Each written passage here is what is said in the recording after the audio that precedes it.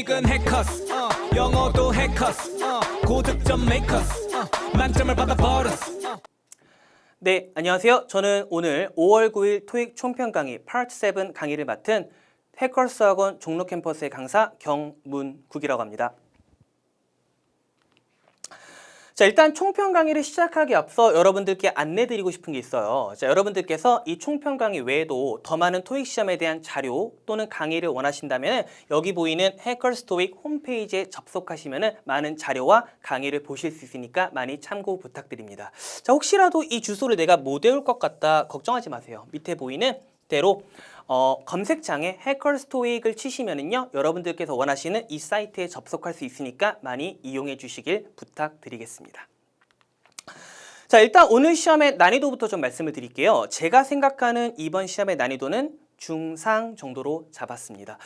파트 7 항상 쉬웠던 적은 없죠. 이번에도 비슷했던 것 같습니다.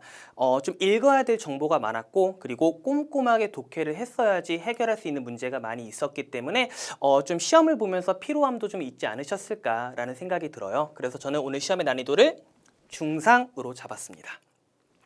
자, 그러면 이제 저와 함께 하나씩 문제를 좀 보도록 할 건데요. 일단 첫 번째로는 동의어 문제부터 한번 보도록 할게요. 자, 이번 시험에 동의어가 일단 두 문제가 나왔어요. 일단 동의어에 대해서 설명을 드리기 전에 동의어 문제는 어떻게 해결하는지부터 먼저 말씀을 좀 드릴게요. 자, 일단 문제 속에 단어가 나오게 되잖아요. 그러면은 그 단어의 위치를 지문에서 꼭 찾아주셔야 돼요. 꼭 찾으셔야 돼요. 무슨 말이냐면은 가끔 이런 분들이 계세요. 문제를 보고 나서 이 단어 내가 아는데? 라고 생각을 하신 다음에 곧바로 그냥 보기에서 내가 아는 단어를 골라내시는 분들도 있으시거든요. 그렇게 하시면 절대로 안 됩니다. 자, 독해 지문 속에서 동의어 문제가 왜 나왔을까요? 자, 여러분들께서 단어 공부를 해보시면 아시겠지만 단어가 가진 뜻은 생각보다 많이 있습니다. 나는 A라는 뜻만 알고 있는데 B 또는 C, D 여러 가지 뜻을 갖고 있는 단어들이 생각보다 많이 있다라는 거죠. 그리고 그 단어는 문맥에 따라서 다양한 의미를 가질 수가 있습니다. 그렇기 때문에 독해 지문 속에서 네가 알고 있는 그 의미가 제대로 쓰였는지를 알고 있니?를 물어보는 부분이다 라고 보시면 될 것 같아요. 그렇기 때문에 질문의 단어 위치를 지문에서 확인하신 다음에 단어가 포함된 문장을 확인하셔야 돼요. 그래서 문맥 속에서 그 단어가 어떤 의미로 쓰였는지를 확인하셔야 됩니다. 그 다음에 보기를 보시는 거예요. 그 다음에 보기를 보신 다음에 문맥상 가장 비슷한 의미를 갖고 있는 보기를 선택하시면 되는 겁니다. 주의사항이 있어요. 자, 방금도 말씀드린 것처럼 단어에는 의미가 여러 가지가 있습니다. 그렇기 때문에 내가 알고 있는 그 의미가 출제되지 않았을 수도 있다라는 생각을 하셔야 돼요. 그렇기 때문에 그 주어진 단어가 뭔지 모르더라도 너무 걱정하지 마세요. 문맥 속에 있는 그 단어는 A, B, C, D에 있는 단어의 의미 중에 하나일 테니까. 그쵸? 자, 그리고 그 A, B, C, D에 나온 그 단어 중 정답은 문맥 속에 그 단어를 대체했을 때 완벽하게 의미가 통할 수 있어야 됩니다. 그렇기 때문에 평소에 어휘 학습을 하실 때 어휘를 바라보는 폭넓은 시각을 가지셔야 돼요. 어휘가 갖고 있는 의미가 여러 가지가 있다라고 말씀을 드렸죠. 그렇기 때문에 단어 공부를 하실 때 여러 가지 뜻이 나왔다? 그러면 항상 예문까지 같이 보시면서 이런 단어와 함께 쓰였을 때 이런 맥락에서는 이 단어가 이 뜻이 되는구나에 대해서 충분히 학습을 하셔야 돼요. 이번에도 동의어 문제 두 개가 나왔는데 이 두 문제 모두 해커스 토익 어휘책에 있는 단어들의 다양한 의미만 잘 공부했어도 충분히 다 맞출 수 있었던 그런 문제였다라고 보시면 될 것 같습니다. 자, 그러면 문제 하나씩 좀 보도록 할게요. 일단 첫 번째 맥락부터 한번 보겠습니다. 자, the newly appointed mayor, 새로 임명된 시장이 있어요. 제프 밀러라는 사람이 있는데 이 사람이 start his term, 그의 term을 시작했다. last month, 지난달에 그의 term을 시작했다라는 단어가 나왔습니다.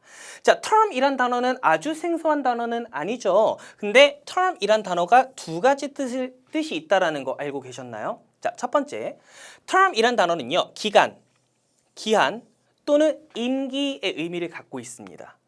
자, 두 번째, term이란 단어는 조건이라는 의미도 있어요. 그래서 예를 들어서 terms of the contract 하게 되면 계약서의 조건들이라는 의미로 쓰일 수가 있는 단어입니다. 두 개의 뜻은 완전히 다르죠? 자, 그러면 이 맥락 속에서는 어떤 뜻이었을까요? 조건이란 뜻이었을까요? 아니죠. 자, 새로 임명된 시장이 그의 임기를 시작했다라고 보셔야 되는 거거든요. 그런 맥락에서 봤을 때는 term이 조건이란 뜻이 아니고 임기, 기간, 기한이란 뜻이구나. 그래서 정답은 time period구나 라고 생각을 하셨어야 되는 겁니다. 두 번째 문제로 넘어가 보도록 하겠습니다. 일단 맥락부터 마찬가지로 보도록 할게요. 자, after many years playing football, 축구를 수년 동안 하고 난 다음에 the seasoned athlete이라고 나오죠. athlete은 참고로 운동선수입니다. 어떠한 운동선수가 made it to the finals, 결승전에 진출했다라고 이야기를 합니다. 자, seasoned는 아까 term에 비해서는 조금 생소한 단어일 수는 있어요. 의미부터 좀 잡아드릴게요. 자, 첫 번째로 seasoned란 단어는요, 숙련된 또는 경험이 많은 이란 의미로 쓰일 수가 있습니다.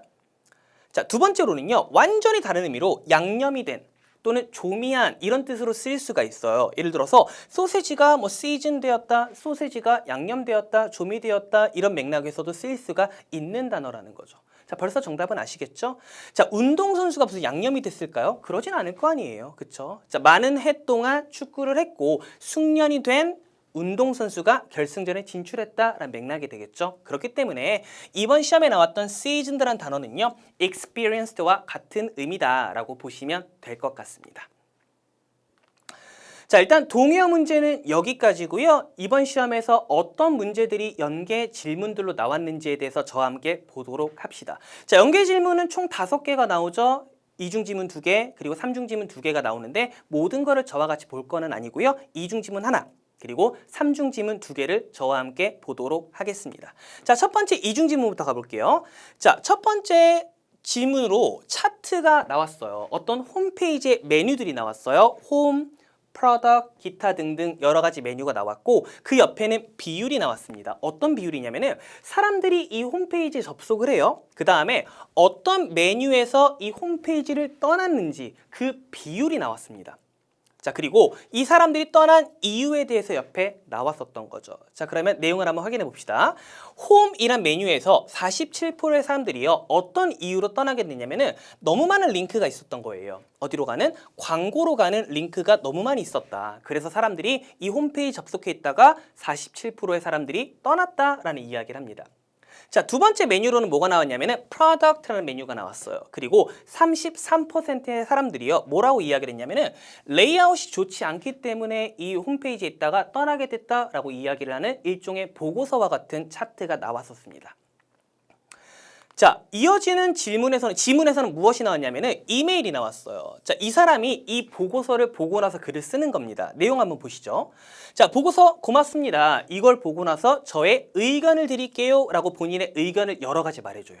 자, 그 중에서 첫 번째로 뭐라고 나왔냐면은, 자, pressing한 need가 있습니다. pressing은 urgent, 좀 긴급한 이런 느낌이거든요. 그래서 긴급하게 필요한 건 내 생각에 뭐냐면은 더 링크와 관련된 이슈가 좀 긴급한 것 같다. 이 문제가 좀 빨리 처리해야 될 것 같다라고 이야기를 합니다. 이어서 이 사람이 뭐라고 이야기하냐면 product라는 메뉴가 있었죠. 자, 여기에 나와 있는 아이템들을 separately 구분해가지고 리스트 나열해야 될 것 같다라고 이야기를 합니다. 그리고 여기서 끝나는 게 아니라 그렇게 해야 될 것 같으니까 내가 케일라라는 사람한테 하라고 할게요 라고 이야기를 해요. 이렇게 지문이 끝나게 됐죠. 자, 관련된 문제를 한번 보시죠. 자, 첫 번째 연계 질문으로요, 이메일 작성자가 가장 걱정하는 게 무엇이냐를 물어봤습니다. 방금 봤던 거죠? 어디 있었죠? 자, 제 의견을 드릴게요 라고 말한 다음에 긴급한 거, 프레싱한 게 뭐다? 링크와 관련된 이슈다 라고 이야기를 하고 있거든요. 첫 번째 지문에서 링크와 관련되는 이야기는 어디 있었죠? 그쵸? 홈이라는 메뉴에 링크가 너무 많다. 그래서 광고로 이어진다. 그래서 사람들이 그 페이지에 머물러야 되는데 머물지 않고 자꾸 다른 광고로 넘어간다라는 이야기를 했었거든요. 그렇기 때문에 이메일 작성자가 가장 걱정하는 건 홈에 대한 메뉴였구나 라고 보시면 됩니다. 두 번째, 자, 케일라란 사람이 해야 되는 일은 뭔가요? 라고 물어봤어요. 케일라란 사람은 어디 나왔었죠? 두 번째 지문에 나왔었죠. 자, 두 번째 지문에서 뭐라고 이야기하냐면은, 자, products라는 섹션에서 아이템들을 separately 리스트해야 될 것 같다라고 이야기하면서 케일라한테 하라고 할게요 라고 이야기를 해요. 그러면 케일라가 처리하게 될 부분은 product에 관련된 부분이다 라고 보시면 되죠. 자, 그러면 첫 번째 지문에서 프로덕트 부분을 다시 확인해 보면은 레이아웃이 좋지 않다 라고 써 있었거든요. 그러면 케일라라는 사람은 무엇을 하게 될까요? 그쵸? 페이지 레이아웃을 다시 한번 리디자인 하게 된다라고 보시면 되는 거죠. 이런 식으로 이중지문에서 연계 포인트가 나왔다라고 보시면 됩니다. 그러면 이어서 삼중지문으로 한번 가보도록 할게요. 삼중지문의 첫 번째 지문에 공지문이 나왔어요. 자, 내용 한번 같이 읽어봅시다. 자, 신스 엔지니어이라는 회사가 있는데요. 여기 직원들 보세요 라고 공지문을 해주는 거예요. 날씨가 좋지 않았나 봐요. 자, 폭풍이 오고 있어요. 자, 여러분들의 컴퓨터 그리고 중요 서류들을 집에 가져가세요 라고 이야기를 합니다. 그리고 상황에 따라서 우리가 출근할 수도 있고 또는 재택근무를 할 수도 있어요 라고 이야기를 합니다. 그러면서 마지막에 뭐라고 이야기하냐면 그렇기 때문에 내일 회의 일정 있죠? 이거는 변경을 하시거나 또는 영상회의로 대체해야 된다라고 이야기를 해주는 게 첫 번째 지문이었습니다. 자, 두 번째 지문으로 넘어가시면은요, 이 첫 번째 공지에 대해서 누군가가 이메일을 썼어요. 뭐라고 이야기를 하냐면은, 자, 내일 날씨가 안 좋아. 그래서 나는 재택근무하려고 해. 라고 이야기를 합니다. 자, 근데 저희 회의해야 되잖아요. 연계점이 보이기 시작하죠. 영상회의를 할까요? 아니면 다음 주로 회의 일정을 다시 정할까요? 라고 이야기하면서 마지막으로 뭐라고 이야기하냐면 제가 가능한 날짜는 월, 화, 목, 금 4가지 요일이 가능합니다. 라고 이야기를 해줘요. 자, 세 번째 지문은 이 첫 번째 이메일에 대한 답장이었습니다. 뭐라고 이야기를 하냐면은 네 이메일 잘 받았어. 직접 만나죠? in person, 직접 만나죠? 라고 직접 만나서 회의 진행하죠? 라고 이야기를 합니다. 자, 그러면서 뭐라고 이야기하냐면 저 다음 주에 일정이 있어서 모든 시간을 다 주지는 않는데요. 그러면서 뭐라고 이야기해 주냐면은 그런데 제가 화요일하고 수요일은 시간이 돼요? 라고 이야기를 합니다. 그러면 이제 연계 포인트가 보이시죠? 자, 질문이 이렇게 나왔습니다. 다음번 회의 일정은 언제가 될까? 라고 이야기를 합니다. 자, 요일 나왔던 거 기억나시죠? 자, 두 번째 질문 가볼게요. 자, 두 번째 질문에서 뭐라고 이야기하냐면은 다음 주로 회의 일정 다시 정할까요? 저는 월, 화, 목, 금 가능해요. 세 번째 질문 가시면은요, 직접 만나서 하시죠? 저는 화, 수 가능해요. 그러면 이 두 사람이 만날 수 있는 날은 언제입니까? 그쵸. 화요일에 만날 수가 있다라고 보시면 되는 거죠. 자, 마지막 지문 같이 하고 마무리하도록 하겠습니다. 자, 마지막 지문의 삼중 지문에서 첫 번째 지문은 공지문이었어요. 한번 내용 저와 함께 꼼꼼하게 한번 보실게요. 자, 어떤 도시가 있어요. 이 도시에서 이번에 티켓팅 기계를 도입할 거다라고 이야기를 합니다. 그리고 설명을 해주기를 저희 이웃 도시에 똑같은 기계가 있다, 같은 거다라고 이야기를 해줘요. 그러면서 예정된 일정을 말해주는데 예정된 일정은 10월 3일입니다 라고 구체적인 날짜가 나왔습니다. 그러면서 사람들한테 관련해가지고 의견 있으시거나 걱정 있으시거나 하시면은 자유롭게 남겨주세요 라고 이야기를 하면서 첫 번째 공지문이 마무리가 돼요. 자, 이 지문을 보고 나서 어떤 사람이 온라인에다가 양식을 남겼어요. 의견 주라고 했잖아요. 그러니까 이 사람이 네, 그거 보고 의견 남깁니다 라고 이야기를 하죠. 그러면서 본인의 경험담을 이야기해줘요. 자, 제가 이웃 도시에 갔었거든요.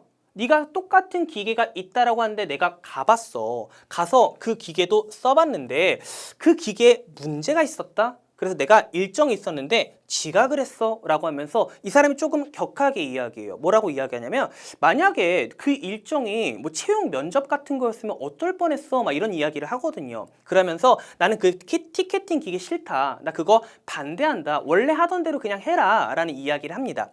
그러면서 또 그거에 대한 추가적인 의견으로 무엇을 주냐면은 만약에 그 기계를 도입했다가 문제가 생기면은 직원들이 와서 고쳐야 될 거 아니에요? 근데 훈련도 제대로 못 받은 직원들이 기계를 고치게 되면은 시간이 오히려 더 걸릴 거다. 그렇기 때문에 문제가 된다. 나는 그래서 이 기계 도입에 반대한다 라고 이야기를 합니다. 네, 그러면 세 번째 지문 어떻게 이어지는지 한번 보겠습니다. 자, 세 번째 지문에서는 기사문이 나왔어요. 자, 기사문에서 이 상황을 좀 정리를 해주거든요. 한번 보시죠. 자, 티켓팅 기기가 도입됩니다 라고 이야기를 해요. 중간에 부정적인 의견도 있었기 때문에 도입이 안 되나? 이런 생각이 들 수도 있었는데 도입이 됐습니다. 그러면서 뭐라고 이야기해 주냐면은 구체적인 날짜를 제시해줘요. 자, 12월 3일에 설치될 예정입니다 라고 이야기를 하면서 두 번째 지문에 대한 언급을 조금 합니다. 뭐라고 이야기하냐면 많은 분들께서 관련된 걱정, 의견을 주셨다라고 이야기를 해요. 그래서 문제를 최소화해야 된다에 대해서 이해를 한다. 그렇기 때문에 승차권의 종류도 다양하게 판매를 할 거고, 그리고 직원들도 미리 훈련을 시켜둬가지고 문제가 발생하지 않도록 하겠다라는 이야기를 합니다. 연계점 또 보이시죠? 자, 문제 가보겠습니다. 자, 이 삼중 지문을 읽고 추론할 수 있는 게 무엇이냐에 대한 문제가 나오게 됐습니다. 자, 정답으로 뭐가 나왔냐면은 기계가 예정보다 늦게 도입이 될 것이다 라는 보기가 나왔어요. 이게 왜 정답인지 한번 확인해 보시죠. 자, 첫 번째 지문을 가게 되면은요, 티켓팅 기계가 도입이 될 거다라고 이야기를 하면서 예정된 일정이 10월 3일이다 라고 이야기를 합니다. 자, 이렇게 첫 번째 지문에서 날짜가 나오잖아요. 그럼 이 날짜를 잘 보셔야 돼요. 이 날짜가 변경될 수도 있고 그대로 진행될 수도 있거든요. 변경되면 그게 연계 포인트가 되는 겁니다. 자, 이번 시험에서도 변경이 됐었죠. 세 번째 지문 가볼게요. 기사문에서 티켓팅 기계가 도입될 거다라고 이야기하면서 날짜가 12월 3일이다 라고 이야기를 합니다. 그렇기 때문에 기계가 원래 예정보다 늦게 도입이 됐구나에 대해서 확인을 할 수 있는 부분이었던 거죠. 자, 두 번째, 이런 질문이 있었어요. 자, 무슨 의견이 반영됐는가, 어떤 문제를 처리해 주었는가에 대해서 이야기가 나오거든요. 자, 두 번째 질문과 관련이 있는 거죠. 두 번째 질문 다시 한번 볼게요. 이 사람이 이 티켓팅 기계에 대해서 부정적인 이야기를 하면서 야, 문제가 생기면은 훈련도 못 받은 직원들이 기계 고치는데 오래 걸리지 않겠어? 나 그거 싫어 라고 이야기를 했었잖아요. 자, 이거에 대한 응답으로서 문제를 최소화하기 위해서 직원들도 훈련시켜 두겠다라고 이야기를 하잖아요. 자, 여기서 알 수 있는 건 뭐죠? 사람의 의견을 반영해 준 거죠. 어떤 거죠? 직원 훈련에 대한 걱정을 처리해 주었다에 대해서 확인할 수 있는 부분이다라고 보시면 되겠습니다. 자, 오늘 제가 준비한 문제는 일단 여기까지인데요. 제가 이제 수업을 마치기 전에 여러분들께서 앞으로 오늘 시험 토익이 끝이 아니시잖아요. 더 앞으로 공부를 하셔야 되니까 앞으로 또 어떻게 공부하면 좋을지에 대해서 말씀드리고 영상을 마무리하도록 하겠습니다. 일단 여러분들께서 가장 중요하게 공부하셔야 되는 건 단어예요. 단어. 정말 중요합니다, 여러분. 제가 수업 시간에도 항상 말씀드리는데 여러분들의 토익 성적을 결정짓는 것에 요소가 여러 가지가 있잖아요. 70, 80% 이상은 단어 실력이 여러분들의 성적을 만듭니다. 자, 여러분들께서 이 책 다 갖고 계시죠? 해커스 토익, 독해, 기출, 복화 이 단어창 갖고 계실 겁니다. 이거를 반복하고 그리고 반복하고 계속해서 반복해 주셔야 돼요. 계속해서 꾸준히 반복을 하면서 그 어휘 까먹는 거 당연한 거거든요. 있더라도 계속해서 반복하면서 본인 걸로 만들기 위해 노력을 하셔야 돼요. 그리고 단어를 공부하실 때에는요, 예문도 같이 공부하시는 겁니다. 자, 그 단어가 어떤 단어들과 같이 쓰이는지, 어떤 맥락에서 무슨 의미를 갖는지에 대해서 같이 파악을 하시면서 읽으셔야 돼요. 그래야지 동의어 문제는 물론이고 독해 속에서도 정확한 해석이 가능합니다. 자, 두 번째, 파트 7은요 꼼꼼하게 리뷰를 하셔야 돼요. 자, 여러분들 문법 리뷰 꼼꼼하게 하시잖아요. 왜 독해는 그렇게까지 안 하시는데요? 독해도 꼼꼼하게 하셔야 돼요. 자, 여러분 토익 200문제에서 54문제가 파트 7입니다. 파트 7을 꼼꼼하게 공부하지 않으면 여러분들 성적 절대 오르지 않아요. 오늘부터라도 파트 7 리뷰는 꼼꼼하게 진행하시는 거예요. 어떻게 하냐면요, 정답의 근거를 찾아야 돼요. 일단 토익 시험에서 특히 파트 7에서 정답의 근거는 무조건 지문에 있어요. 지문 속에 근거가 없는 경우는 없습니다. 그러니까 여러분들께서 문제를 틀리는 이유는 첫 번째로는 그 정답의 근거를 제대로 찾지 못한 거예요. 그래서 문제가 틀렸다 하게 되면은 먼저 하셔야 되는 건 내가 찾은 정답의 근거와 해설지에 나와 있는 정답의 근거가 일치하나를 먼저 보셔야 돼요. 그리고 여러분들께서 그럼에도 불구하고 틀릴 수 있는 이유는 뭐냐면은 정답의 근거를 잘못 해석한 거거든요. 그래서 정답의 근거를 정확하게 찾고 그거를 정확하게 해석하는 연습을 꼭 하셔야 됩니다. 그리고 정답의 근거가 보기 속에서 어떻게 패러프레이징 됐는지 그 어휘를 같이 학습을 하셔야 돼요. 자, 그리고 토익 시험 볼 때 항상 시간 모자르시죠? 당연한 거예요. 2시간 동안 200문제 푸는 거 엄청난 일인 거거든요. 그래도 우리는 점수를 만들어야 되잖아요. 연습해야 됩니다. 파트 7 독해 공부를 할 때 시간을 안 재고 그냥 문제를 푼다? 이거 괜히 시간만 점수 잡는 hackers.